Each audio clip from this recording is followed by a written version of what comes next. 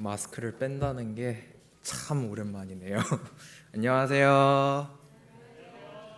저는 컴퍼스 8기 선교사 권형준입니다. 저는 오늘 방황한 자를 지명하고 부르시는 저희 하나님에 대해 간증하고자 합니다. 저는 저희 대부분의 삶을 크리스찬, 기독교인으로서 살아왔습니다.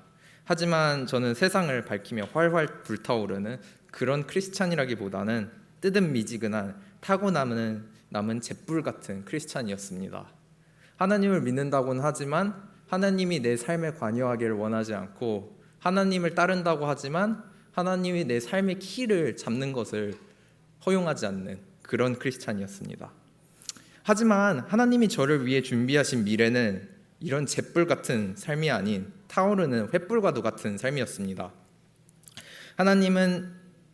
하나님은 무수히 많은 사람들 중 저보다 훨씬 많은, 충분히 선교사에 합당한 그런 사람들 와중에서도 저를 선택하시고 저를 불러주셨습니다.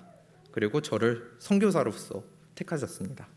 그리고 그 1년의 과정을 통해 제 삶 속에서 하나님이 살아있음을, 그리고 역사하심을 보여주셨습니다.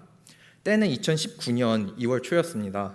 저는 당시 미국에서 대학을 이제 졸업하고 이제 대학원 진학에 앞서 인턴 생활을 준비하고 있었습니다.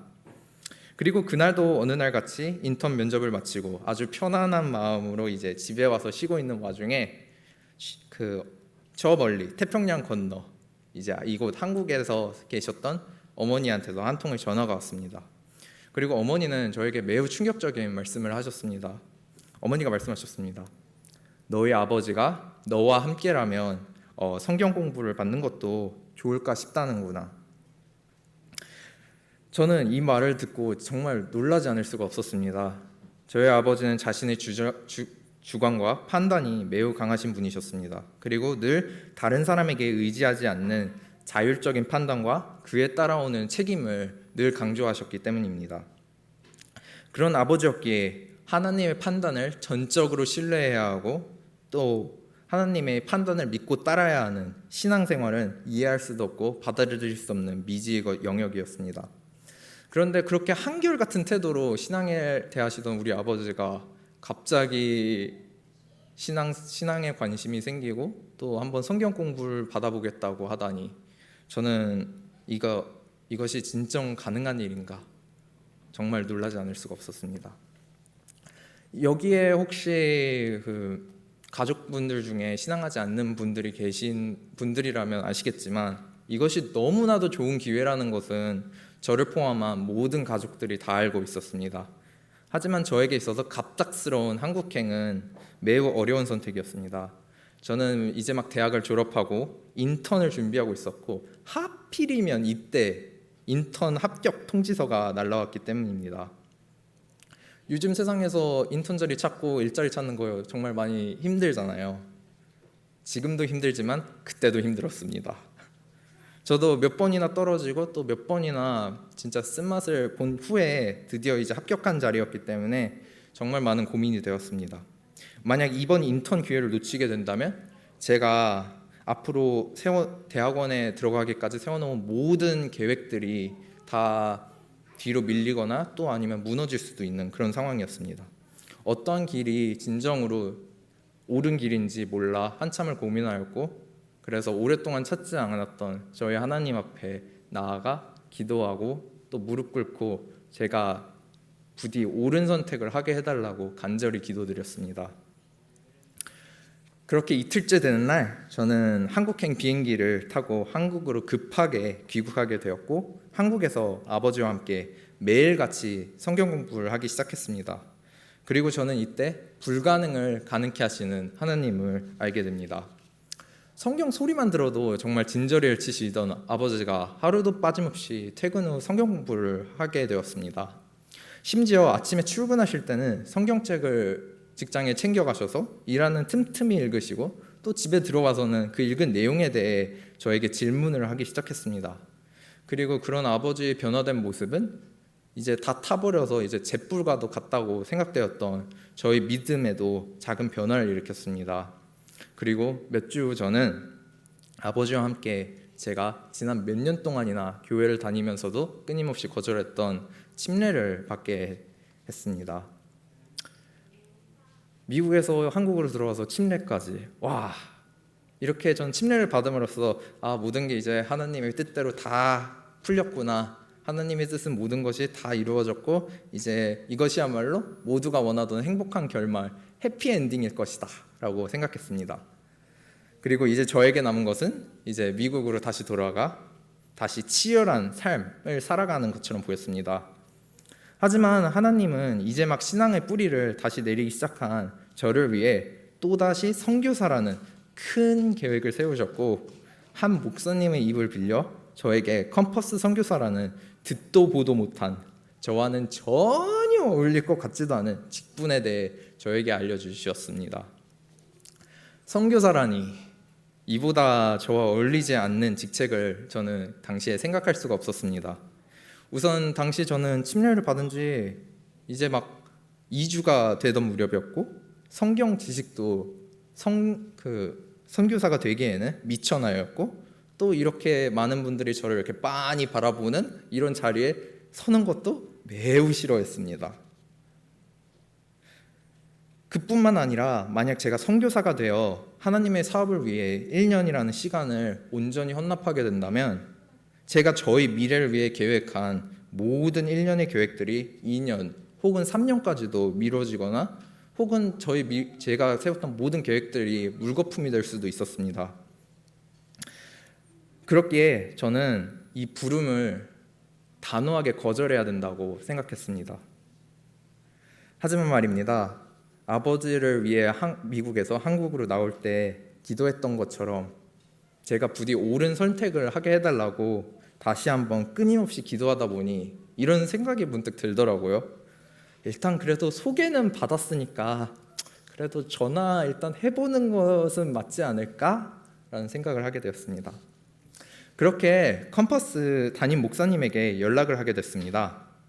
그렇다면 컴퍼스 담임 목사님은 제가 선교사가 되는 것을 환영했을까요? 끄덕이시는 분들도 보이고 좀 절레절레 하시는 분들도 보이시는데 그 컴퍼스 담임 목사님은 저희 입소에 대해 매우 부정적인 입장이셨습니다. 저는 이미 선교사 모집 시기를 이미 한 달 가까이 놓친 상태였고, 또 집중 훈련 기간의 상당 부분을 빼먹은 상태였습니다. 또 모집 요건조차도 상당수 충족하지 못하고 있었습니다. 그렇기에 목사님은 이번 연도에는 아마 힘들 것 같으니 이제 다음 연도를 한번 기약해 보자, 이런 형식으로 저에게 말씀해 주셨습니다. 어쩌면 당연한 결과였기에 저는 한층 가벼워진 마음으로 하나님에게 매우 당당하게 이렇게 기도할 수 있었습니다. 하나님, 정말 가능하면 진짜 저한테 기회만 주신다면 제가 한번 선교사 일 한번 해보려고 했는데 상황이 정말 이거 돌아가는 거 보니까 안 되는 것 같아요. 저는 했고 이제 저는 저희 삶으로 다시 돌아가겠습니다 라고 기도했습니다. 하지만 저희 이 평화롭고 가벼웠던 마음은 다음날 저희 담임 목사님이 어쩌면 컴퍼스 입수가 자기도 기도를 해보고 많이 생각을 해봤더니 가능할 것도 같다라는 전화 한 통으로 산산이 무너지고 말았습니다. 저는 그때 생각했습니다. 그냥 다시 생각해봤는데 도저히 안 되겠다고 말해야겠다. 어차피 선교사는 나랑 어울리지 않는 직책이잖아.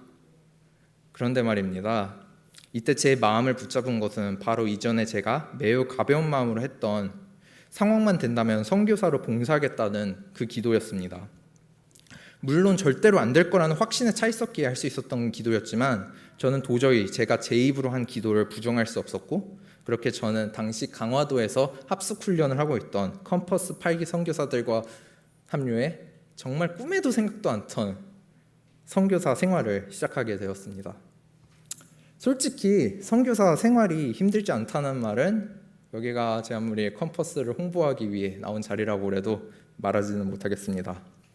강남 한복판에서 그 고기 굽는 냄새가 진동을 하는 그곳에서 채식만을 해야 된다니 너무 힘들었습니다. 또 그에 못지않게 매일 해도 뜨지 않는 새벽 아침 말씀 묵상을 위해 떠지지 않는 눈으로 성경 공부를 하거나 매주 파송된 지역교회에 나가 교회를 돕는 일, 동료 선교사들과 전도회를 주도하는 일, 이 모든 것이 매우 지치고 힘들었습니다. 하지만 하나님은 제가 넘지 못할 시련을 주지 않으셨고 또 이 고난과 시련을 통해 저를 정말 끊임없이 단련해 나가셨습니다. 그리고 이 모든 고난과 시련 그리고 이 모든 선교 사업이 마쳐진 1년 후에 제가 다시 그 1년을 돌아봤을 때 이 1년간의 선교사 생활은 저에게 있어서 이제 막 뿌리 내리기 시작한 연약하기 짝이 없는 저희 신앙을 위해 준비된 비옥한 옥토이자 영양제였습니다. 그리고 그 안에서 믿음이라는 뿌리는 제 마음이라는 땅에 깊게 뿌리낼 수 있었습니다. 2019년 그 한 해를 제가 돌아보면 저는 아버지의 신앙을 위해 안전된 삶을 뿌리쳐야 했습니다. 저는 하나님의 사업을 위해 제가 세운 계획을 내려놓아야 했습니다. 제가 후회와 두려움 속에서 결국 하나님을 선택했을 때 하나님은 제가 포기했던 그 모든 것을 갑절로 돌려주셨습니다. 우리가 명심해야 하는 것은 선교사들을 부르시고 택하는 하나님은 태초부터 존재하셨고 세상의 모든 것을 알고 계신 분이라는 겁니다. 저희는 저희에게 필요한 각자에게 필요한 것을 알지 못합니다. 하지만 하나님은 저희 각자에게 필요한 최선의 길을 알고 계시고 기꺼이 그것을 저희에게 제공하기를 원하십니다. 그렇기에 우리는 두려워할 필요가 없습니다. 왜냐하면 우리가 믿고 의지하는 하나님은 사랑의 하나님이시며 우리를 최선의 길로 인도하기 위해 지금 이 순간에도 끊임없이 우리의 마음에 속삭이고 있기 때문입니다. 감사합니다.